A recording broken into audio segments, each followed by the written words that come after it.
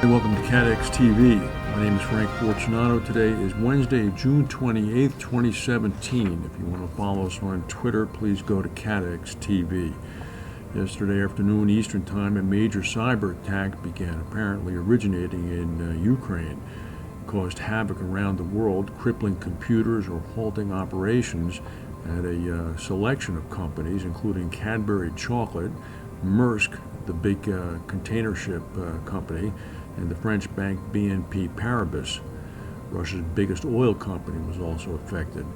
A rapidly spreading computer worm appeared to be a variant of existing ransomware known as the WannaCry virus, which apparently is part of a bevy of viruses that have been stolen from the National Security Agency. The shipping giant Maersk said that it's not able to process new orders after being hit by the attack late yesterday. It's slowly coming back to normalcy today. BNP Paribas Real Estate, which provides management for property and investment services worldwide, was also crippled.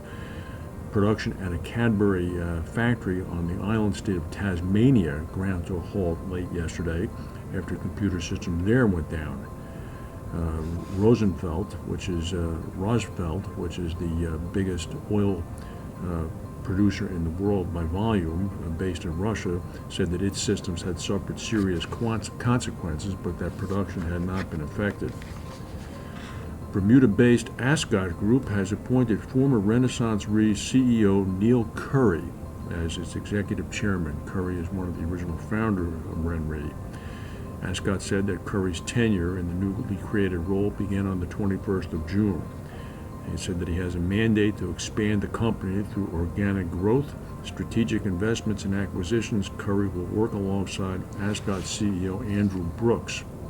The Canadian Pension Plan Investment Board acquired Ascot Group from AIG for about $1.1 billion in September of last year. MS Amlin has become the third major insurance entity to announce plans to establish an EU hub in Brussels in order to retain passporting rights after Brexit. QBE and Lloyd's made the decision earlier this year to go to Brussels. Earlier this month, the Belgian government's Deputy Director of Economic and Financial Policy predicted several other carriers would be following Lloyd's and QBE to Brussels in the coming months. An apartment building in the northwestern German city of Wuppertal was evacuated yesterday because of fears that its exterior insulation is similar to materials that allowed the deadly fire that torched London's Grenfell Tower to spread. The 11-story apartment building in Wuppertal had this sort of insulation material under scrutiny in the blaze in London. In principle, the building is a trap, said a local official. After we saw what happened in London, we reassessed the situation. In Wuppertal, there are reported to be at least 70 other buildings that are going to be tested in the city for the exterior cladding as well. In Bermuda yesterday, a thick pall of black smoke rose over the Pembroke area, I should say. It apparently stemmed from a fire that destroyed a 51-foot yacht called Some Girl. The blaze caused extensive damage to the boat. From the pictures that we've seen, it may actually have destroyed the boat. Firefighters were facing extreme difficulties in trying to get down to the scene of the blaze because of very narrow pathways. It was at the bottom of a cove. It was very difficult to run a hose down the hill, so they ended up basically just sitting by and watching as the boat burned. The China National Petroleum Corporation has suspended sales of fuel to North Korea over concerns that the state-owned oil company won't get paid.